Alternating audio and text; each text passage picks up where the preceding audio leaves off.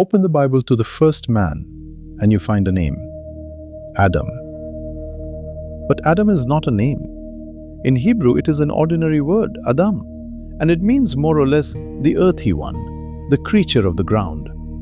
It comes from a word almost identical to it, Adamah, the soil, the red clay of the field. And there is a third word hiding inside the same small cluster of sounds: dam, blood. Earth, human, blood. One syllable unfolding into three. It sounds like a clever pun by a single scribe. Keep that third word in your mind, the blood, because it will return where you least expect it, and when it does, it will not feel like a pun at all. Here is the first crack in the floor. Centuries before Genesis was written down, in Mesopotamia, the gods were already making people in exactly this way, kneading wet clay with the blood of a god they had killed. And when you cross the entire planet, to China, to the high Andes, to West Africa, to the Pacific, you find the same scene repeating among peoples who had never heard of one another, separated by oceans and by thousands of years. A god with dirt on his hands, bending over the wet earth, shaping the first human beings out of clay. The question is not whether the story is true, it is why it is the same. Let us be precise about what is strange here, because it is easy to wave away. Every culture tells stories, and most are different. Creation myths vary enormously. Some say the world hatched from an egg, or was sung into being, or dreamed, or dragged up from the bottom of a flood. There is no single way humanity imagines its own beginning. Except, again and again, for this one. The clay. This is not one loose motif among 1,000 others. It is a specific, repeating image with specific parts. A divine craftsman, raw earth, hands that knead and shape. A figure of mud somehow made to breathe.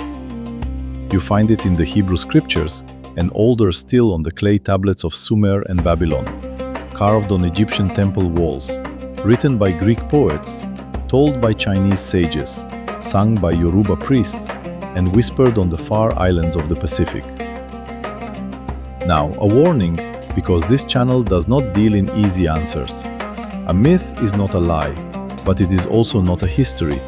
What a culture believed is a narrative truth, not a record of something that happened. And when I reach for an explanation, I will mark what is solid and what is only a guess. Some scholars believe these stories spread by contact, an idea called diffusion that, as we will see, is a hypothesis, not a fact. The point here is not to win an argument. It is to stand in front of something genuinely strange and refuse to look away. So here is the path we are going to walk. First, the parade. I am going to bring out these gods one by one, the potters of 11 civilizations, and let you see them. Genesis and its dust, Mesopotamia and its blood, Egypt and its wheel, Greece, China, West Africa, the Andes, New Zealand, a gallery of makers. Second, the anatomy. Once the parade has passed, we will dissect it and find the skeleton every version shares. It is unnervingly consistent. And third, the why. Why would so many minds with no way to copy each other arrive at the same image? There are three answers, and the most obvious one is wrong. Two more things to carry with you. In exactly one place on earth, the clay man failed. The gods made him, looked at him, and threw him away. I will tell you where and why it changes everything. And one of these potter gods was drunk when he made us, and what his unsteady hands shaped is held sacred to this day. Before the parade begins, fix one image in your mind. Not a wizard, not a magic word. Hands. Wet earth turning under a pair of human hands. Anyone who has made a pot has watched this small miracle happen. You begin with a shapeless lump of mud, heavy, formless, the most ordinary substance in the world. and under the pressure of your fingers, it rises. It becomes a wall, a curve, a vessel. Something that was chaos a moment ago now holds water, holds grain, holds shape. With your hands, you turned formlessness into form. This is the quietest, most universal act of creation a human being can perform. It needs no literacy, no metal, no city. A child can do it by a riverbank. And everywhere that humans learned to make pots, they held a working model of what a god would have to do to make a person. So perhaps it should not surprise us that when these cultures imagined their creator, they imagined a potter. The strange part is not the idea, it is how exactly it repeats. Keep your eye on the hands. We begin with the version most of the Western world knows. In the second chapter of Genesis, the line is plain and physical. The Lord forms the man from the dust of the ground, and then breathes into his nostrils the breath of life, and the man becomes a living being. Notice the two steps because they matter. First, the shaping, the dust, the clay, the body. And then, separately, the animating, the breath, the spark that turns a statue into a soul. The clay alone is not a person. It is a vessel waiting to be filled. And remember the words underneath. The man is Adam, made from Adamah, the ground. His name a confession of where he came from. Later, when he is cursed, God tells him, "Dust you are, and to dust you shall return." The body comes out of the soil and goes back into it. A circle we close later. For now, hold the shape.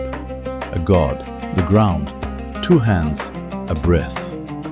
Watch how it survives, almost intact, as we travel away from Jerusalem and back in time. Go east and go older.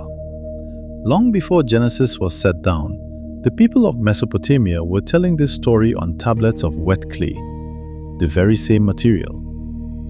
In one Sumerian account, the god Enki and the mother goddess Ninmah shape humans out of clay in a contest to do the labor the gods are tired of. But the version that should stop you cold is the Babylonian epic of Atrahasis. There, the gods decide to make a creature to carry their burden, and the recipe is terrible and specific, and the text survives, almost clinical in its calm.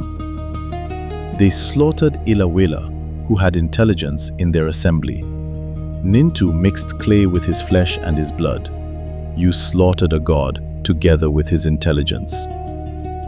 There it is, the clay and the blood. Not an animal's, not a man's, the blood of a god, kneaded into the earth so the thing made of earth would carry a spark of the divine. The other great Babylonian epic, the Enuma Elish, gives the same recipe, the blood of the slain rebel god Kingu mixed with clay, humans made to serve the gods so the gods can rest. Remember the third Hebrew word? Dam, blood. Here it is, made literal. Not a syllable hidden in a pun, but a substance poured into the clay, 1,000 kilometers and centuries away from the scribes of Genesis. I am not unlocking that yet. Just mark it and walk on. Now to Egypt, where the metaphor stops being a metaphor. In most of these myths, you have to infer the potter, the god shapes, the god forms, and you picture the hands. But in Egypt, the picture is drawn for you on the temple walls at Esna and Elephantine. Khnum, ram-headed, a god of the Nile's source, sits at an actual potter's wheel, and on that wheel he turns out human beings. Not metaphorically, the reliefs show the wheel and the small clay figures rising on it. The hymns are explicit. You are the master of the wheel, they say. You made humankind on the wheel. You created the gods, and Khnum shapes each child of clay before placing it in its mother's womb, the divine craftsman of every living thing. And notice where he lives, at the source of the Nile, the river whose annual flood laid down the thick black silt that made Egyptian farming possible. The ground that fed Egypt was river mud, and the god who made the Egyptians shaped them from that same mud on a wheel. The fertile earth and the human being made of the same stuff by the same hands. Khnum is the hinge of this whole episode, the moment the potter becomes undeniable. Cross to Greece and the potter has a famous name, Prometheus. We remember him for stealing fire, but in the older strand of his story, before the fire, he is a sculptor. According to the Greek mythographers, Prometheus fashioned the first human beings out of water and earth, clay. And in some versions, the goddess Athena breathed life into them, exactly as breath enters the nostrils in Genesis. And the Greeks left one of the strangest details in all of this. The traveler Pausanias, writing in the 2nd century after Christ, reports that in the town of Panopeus there were 2 stones the color of clay, each about the size of a cart, and that they smelled, he says, very much like human skin. The locals told him these were the leftover lumps of clay from which Prometheus had molded the entire human race. Scraps of us, still lying on the ground, still faintly smelling of flesh. And here is the first place I have to be careful. Some scholars suggest that the Greek Prometheus story was itself influenced by the older Mesopotamian myths of Enki, that the idea traveled the trade routes of the ancient Near East. It is a reasonable proposal, but only a proposal, contested and unproven, a debate, not a fact. For now, keep walking. Leave the Mediterranean entirely. Go to China, far outside any road the Greeks or Babylonians traveled. Here the maker is a goddess, Nüwa, often pictured with the body of a serpent. The story says she came into an empty world, and she was lonely.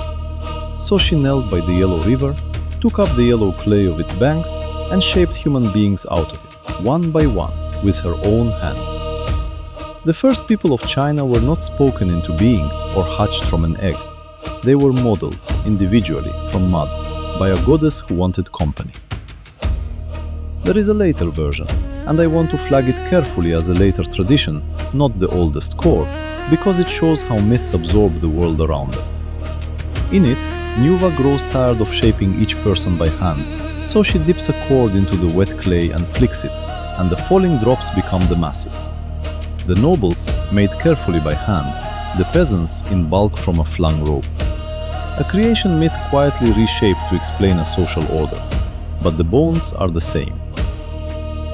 And remember where we are, China. No plausible ancient road connects this story to Mesopotamia. Hold on to that.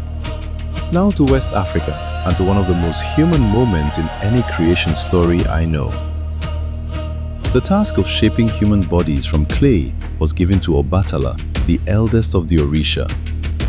The high god, Olodumare, would provide the breath, the life force, the ashe, but the bodies, the vessels, were Obatala's work. So Obatala took up the clay and began to shape the human race. But during the long, patient work, he grew thirsty, and he drank palm wine, deep and sweet, a great deal of it. And as the wine took hold, his careful hands began to slip. The figures he shaped came out different, bent, incomplete, not as he had intended.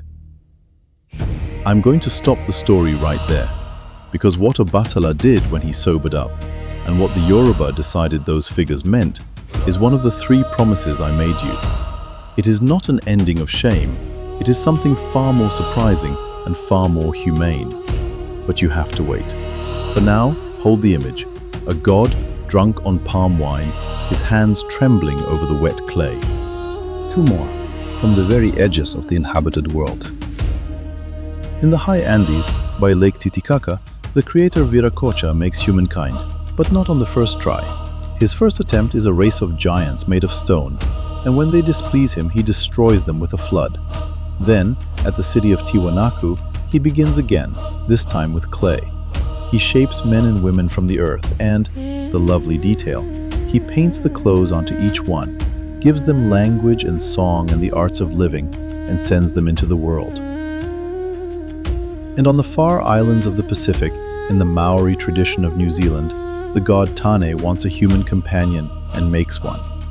He goes to the sacred red earth of Viracocha, and from that clay shapes the first woman, Nüwa, whose name means simply the woman made of earth. And when she is shaped, he leans down and breathes into her nostrils, and she sneezes.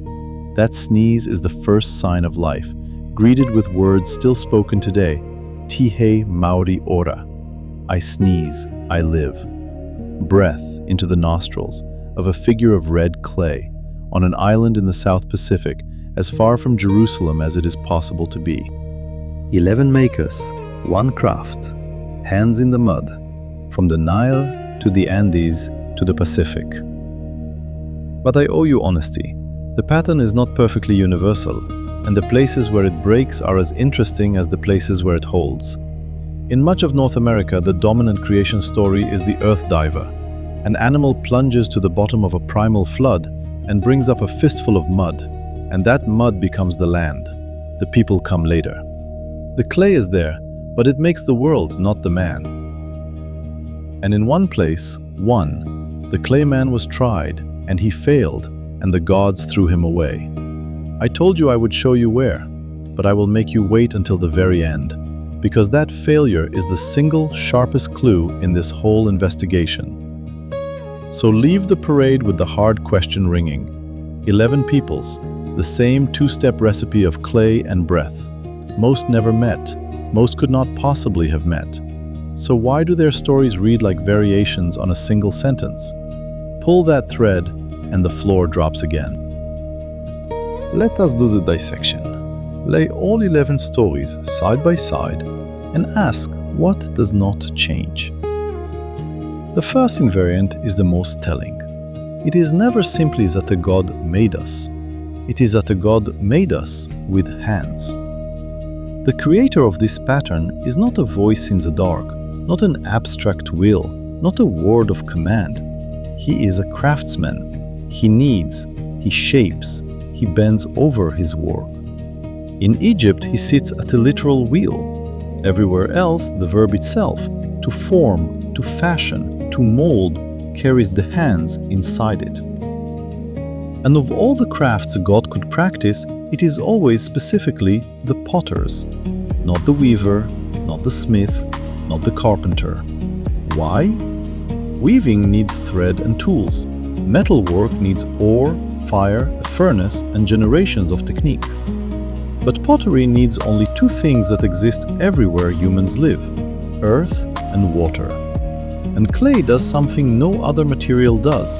It goes from formless to formed under nothing but the pressure of bare fingers, letting an ordinary person feel directly the act of turning chaos into shape. Of every metaphor for creation the human mind could reach for, the potter's travels furthest, because the potter's craft is the one that every people everywhere already knows by hand. The second invariant is a law, and once you see it, you cannot unsee it. The clay is never enough. In every version, the figure of mud is shaped, and then it just lies there, inert, a statue. The shaping makes a body, but a body is not a person, and the myths know this with surprising precision. So there is always a second ingredient, something added to the earth to make the earth wake up. And look at what that ingredient is across the world. In Genesis, it is breath. God breathes into the nostrils. In the Maori story, on the other side of the planet, it is also breath. Tāne breathes into Hineahuone's nostrils, and she sneezes. In Mesopotamia, it is blood, the blood of a slain god, mixed into the clay. Among the Yoruba, it is Ashe, the life force. Different cultures reach for different sparks: breath, blood, word, force. But the structure underneath is identical: body, then soul. The clay is the question, the spark is the answer, and no culture confuses the two. This is the grammar of the myth, and grammar that consistent in languages that never touched is not nothing. There is a third invariant, and it is the one we started with back in Genesis, the pan. Remember Adam and Adamah, human and ground, near identical in Hebrew? It is tempting to think that was just a quirk of one language, a happy accident a scribe exploited. But it is not unique to Hebrew. The same buried equation surfaces independently in language after language. Take Latin. The word for a human being is homo. The word for the ground, the soil, is humus. Homo from humus, the human from the humus. The Romans heard it too. It is why, even in English today, we have the word human carrying that Latin root, and why an older English word for a person is earthling, the one who belongs to the earth. The equation is right there in the words we still use every day without noticing. This is the deep tale. When the same wordplay, human equals earth, emerges spontaneously in Hebrew, in Latin, and echoes into English, you are not looking at a borrowed joke. You are looking at something the languages keep rediscovering on their own, because the observation is simply true to experience. To be a person is to be, somehow, a piece of the earth that stood up and started walking. Which brings us finally to the sukkah, and to the first of my promises that I am ready, partly, to keep. Every one of these cultures buried its dead, and everyone who has buried a body has watched the same thing happen. The flesh decays, the form dissolves, and what was a person becomes again, indistinguishable from the earth it lies in. We came out of the ground, the myths say, and the evidence is that we go back into it. This is the closing of the circle, earth to human to earth. Genesis states it outright, dust you are, and to dust you shall return. And now look again at that Hebrew trio, Adamah, Adam, Dam, earth, human, blood. I told you to keep the blood, and here is the first half of why. The myth is not just describing where we came from, it is describing what we are, a body of earth, made alive by something warm that flows. The pun, it begins to seem, was never only a pun. There is an anatomy folded into those three syllables, but I am holding the other half of it back, because the blood has one more place to surface, and it is not here. So the anatomy holds. A potter, clay plus a spark, the earth-human pun, the long return to dust. 4 bones, the same in every body. Which leaves the hardest question of all. How did so many separate minds end up building the same skeleton? We have the pattern, now we need the why. And there is an answer that has already formed in your mind because it is the obvious one. Let us put it on the table first, so we can watch what happens to it. The obvious answer is they copied each other. There was one original story told once, somewhere, by someone, and it spread along trade routes and migration paths, carried by merchants and refugees and conquerors, changing its costume in every land but keeping its bones until it had circled the globe. One source, 1,000 echoes. Clean, satisfying, no mystery at all. It is also, as far as we can tell, wrong. Not entirely wrong, and that distinction is the whole game. The copying did happen in some places, but it cannot have happened in the places that matter most. To see why, we have to separate the two things the obvious answer mashes together. The spread of a story between neighbors and the appearance of the same story among strangers who had no neighbors in common. Scholars call the first one diffusion. Let us take it seriously and then watch it hit a wall. Diffusion is real, inside the ancient Near East, that crowded crossroads of Mesopotamia, the Levant, and Egypt. Cultures were in constant contact for thousands of years. They traded, fought, intermarried, and copied each other's gods. The Babylonian Atrahasis, the Enuma Elish, and the Hebrew Genesis are clearly related. They share the clay, the purpose of human labor, whole sequences. Most scholars accept that the Israelites encountered the Mesopotamian tradition and reshaped it for their own theology, keeping the clay, dropping the polytheism, turning divine convenience into a single God's intention. That is diffusion, working exactly as advertised. And some scholars extend the chain, suggesting that the Greek Prometheus too was influenced by the Mesopotamian Enki, a genuinely contested link, a proposal, and not a proven fact. If that were the whole map, the mystery would be solved. But look at the rest of the map. China, Nüwa kneeling at the Yellow River, with no ancient road carrying the Mesopotamian clay myth to her. The Andes, Viracocha at Lake Titicaca, on a continent the peoples of the Old World did not even know existed. Mesoamerica, the Pacific Islands, all of them sealed off by oceans and distance from the Near Eastern crossroads. Diffusion, the obvious answer, simply cannot reach them. The story is there anyway. So where did it come from? This is where the second answer comes in. The stronger thread, I think. Not diffusion, but convergence. The idea that separate minds, facing the same world, independently arrive at the same image. Not because they copied, but because reality kept teaching them the same lesson. And there are 3 lessons the world teaches, everywhere, for free. The first we have already named, pottery. Every people that makes pots performs, with their own hands, the act of turning formless clay into form, a daily demonstration of how a maker could make a creature out of mud. The metaphor is not borrowed from a neighbor, it sits in the kiln, in every clay pot in the house. The second is the soil itself. Across these cultures, the clay is never random dirt. It is the fertile mud of the river, the black silt of the Nile for Khnum, the freshwater Apsu for Enki, the shore of Titicaca for Viracocha. No accident, because the ground that feeds you is the ground that grows things. If the soil can raise the wheat, why not the human? The earth is already, in plain sight, a mother. And the third is the one we ended the last act on, decay. A mind that watches the body return to the ground will guess that we began as earth too. The circle suggests itself. Pottery, the mother soil, the return to dust. 3 universal experiences available to every culture on the planet, each independently pointing at the same conclusion, that we are made of the ground. No contact required. The world is the messenger. So which is it?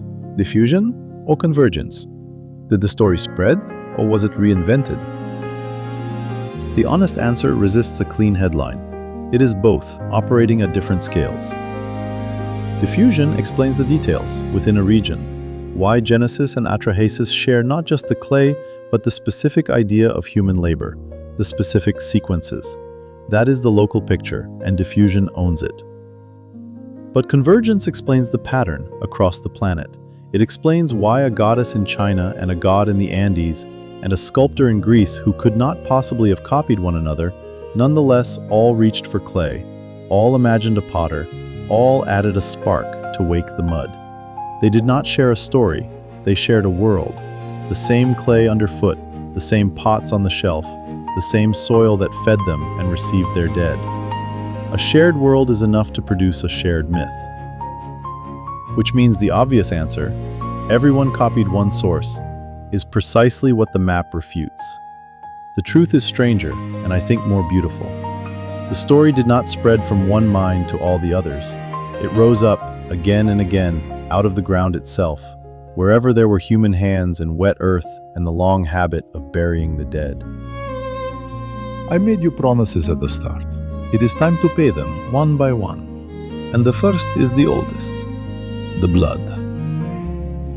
Back in the cold open, I gave you 3 near-identical Hebrew words and told you to keep the third. Adamah, the earth, Adam, the human, Dam, the blood. And I told you the blood would return where you least expected it. Here it is.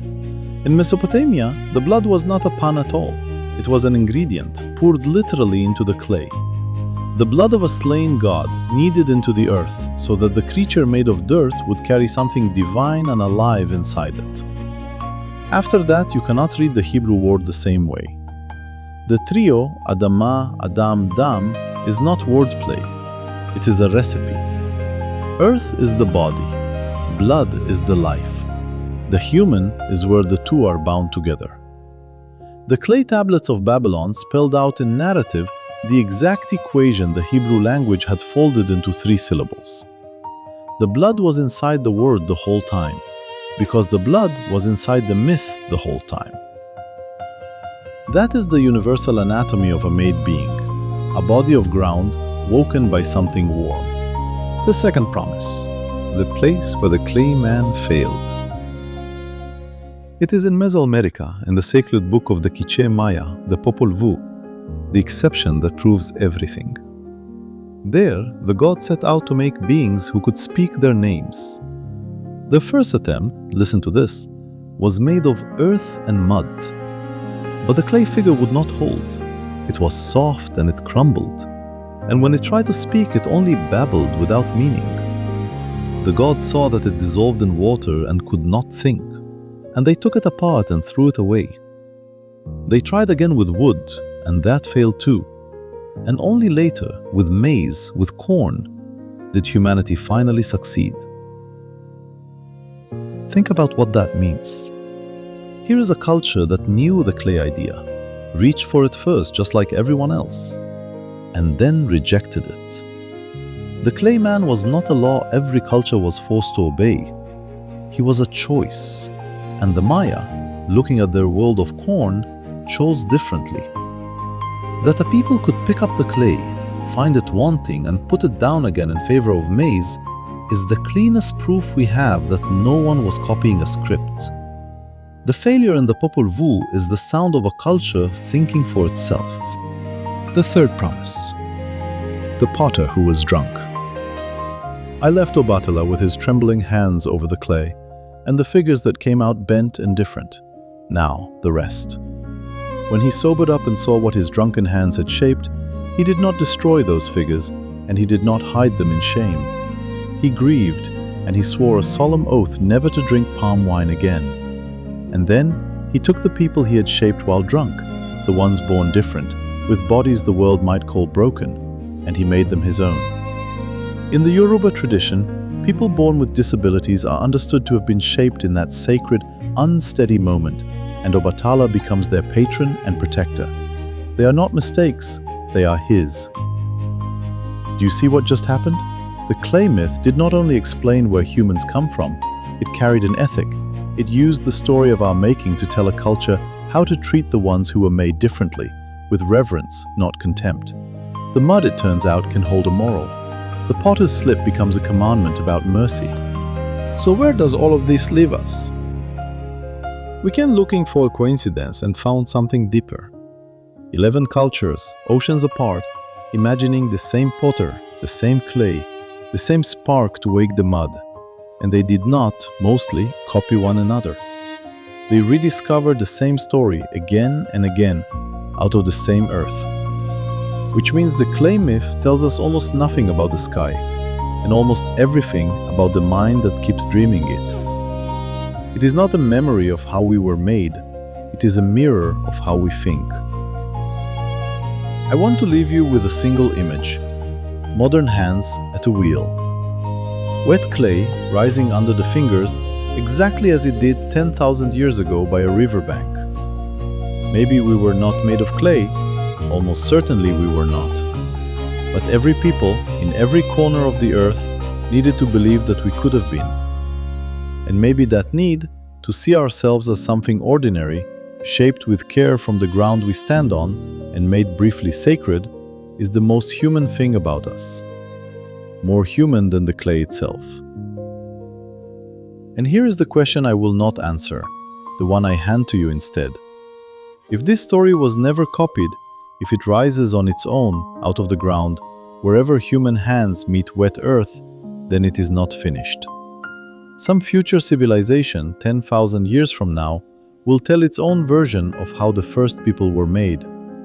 And if it comes again, as it always has, then what will it be made of? And will they know that they are only remembering us?